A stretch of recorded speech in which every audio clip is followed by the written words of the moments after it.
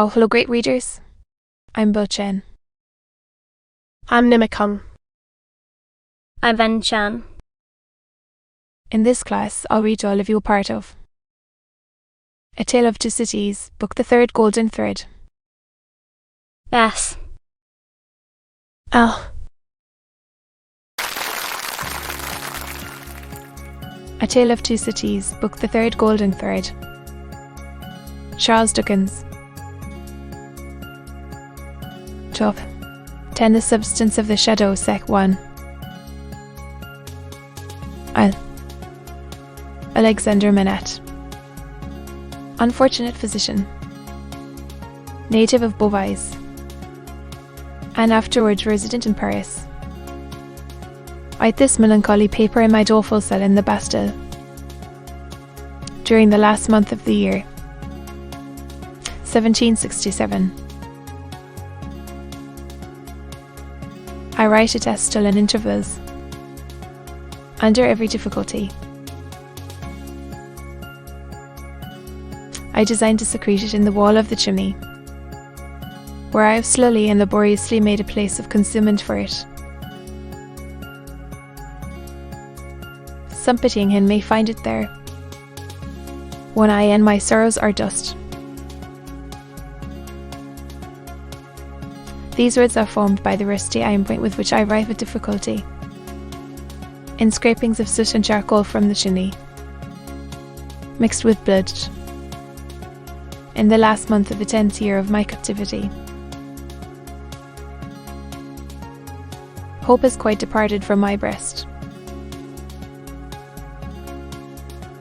I know from terrible warnings I have noted in myself that my reason will not long remain unimpaired. But I solemnly declare that I am at this time in the possession of my right mind, that my memory is exact and circumstantial, and that I write the truth as I shall answer for these my last recorded words, whether they be ever read by men or not, at the eternal judgment seat. One cloudy moonlight night, in the 3rd week of December, I think the 22nd of the month in the year 1757, I was walking on a retired part of the quay by the Seine for the refreshment of the frosty air, at an hour's distance from my place of residence in the street of the School of Medicine, when a carriage came along behind me, driven very fast. As I stood aside to let that carriage pass, apprehensive that it might otherwise run me down, a head was put out at the window, and a voice called to the driver to stop. The carriage stopped as soon as the driver could rein in his horses, and the same voice called to me by my name. I answered. The carriage was then so far in advance of me that 2 gentlemen had time to open the door and alight before I came up with it. I observed that they were both wrapped in cloaks, and appeared to conceal themselves. As they stood side by side near the carriage door, I also observed that they both looked of about my own age, or rather younger, and that they were greatly alike in stature, manner, birth, and as far as I could see, face too. "You are Dr. Manette?" said one. "Dr. Manette, formerly of Beauvais," said the other. "We have been to your residence," said the first, "and not being so fortunate as to find you there, and being informed that you were probably walking in this direction, we followed, in the hope of overtaking you." The manner of both was imperious, and they both moved as these words were spoken, so as to place me between themselves and the carriage door. They were armed. I was not. "Gentlemen," said I. "Pardon me." The reply to this was made by him who had spoken second. "Doctor, your clients are people of condition. As to the nature of the case, our confidence in your skill shows us that you will ascertain it for yourself better. Then we can describe it." Enough. I could do nothing but comply, and I endured it in silence. They both entered after McFlass springing in, after putting up the steps. The carriage turned about and drove on at its former speed. I repeat this conversation exactly as it occurred. I have no doubt that it is, word for word, the same. I describe everything exactly as it took place, constraining my mind not to wander from the task. Where I make the broken marks that follow here, I leave off for the time, and put my paper in its hiding place. The carriage left the streets behind, passed the North Barrier, and emerged upon the country road. At 2/3 of a league from the Bury did not estimate the distance at that. 10. But afterwards, when I traversed it, it struck out of the main avenue, and presently stopped at a solitary house. We all three alighted, and walked. I danced a footpath in a garden where a neglected fountain had overflowed, to the door of the house. It was not opened immediately, in answer to the ringing of the bell, and one of my two conductors struck the man who opened it, with his heavy riding glove, across the face. There was nothing in this action to attract my particular attention, for I had seen coming people struck more commonly than dogs. But the other of the two, being angry likewise, struck the man in like manner with his arm. The look and bearing of the brothers were then so exactly alike, that I then first perceived them to be twin brothers.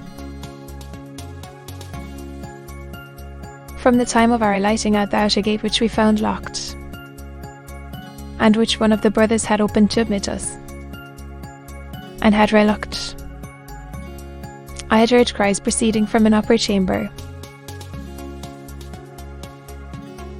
I was conducted to this chamber straight, the cries growing louder as we ascended the stairs, and I found a patient in a high fever of the brain, lying on a bed. The patient was a woman of great beauty, and young, assuredly not much past 20. Her hair was torn and ragged, and her arms were bound to her sides with sashes and handkerchiefs. I noticed that these buns were all portions of a gentleman's dress. On one of them, which was a French scarf for a dress of ceremony, I saw the armorial bearings of a noble, and the letter E. I saw this, within the first minute of my contemplation of the patient. For in her restless striving, she had turned over on her face on the edge of the bed, had drawn the end of the scarf into her mouth, and was in danger of suffocation. My first act was to put out my hand to relieve her breathing, and in moving the scarf aside, the embroidery in the corner caught my sight. I turned her gently over, placed my hands upon her breast to calm her and keep her down, and looked into her face. Her eyes were dilated and wild, and she constantly uttered piercing shrieks, and repeated the words, "My husband, my father, and my brother," and then counted up to 12, and said, "Osh," for an instant, and no more. She would pause to listen, and then the piercing shrieks would begin again, and she would repeat the cry, "My husband, my father, and my brother," and would count up to 12, and say, "Osh." There was no variation in the order or the manner.